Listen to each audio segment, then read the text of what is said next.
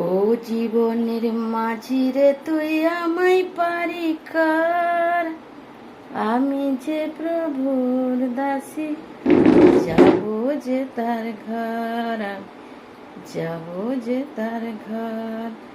যিশুর প্রেমে পাগল ছিল তার শিষ্যরা, তাই আকাশ পথে গেলেন চলে সবাইকে রাখিয়া, সবাইকে রাখিয়া।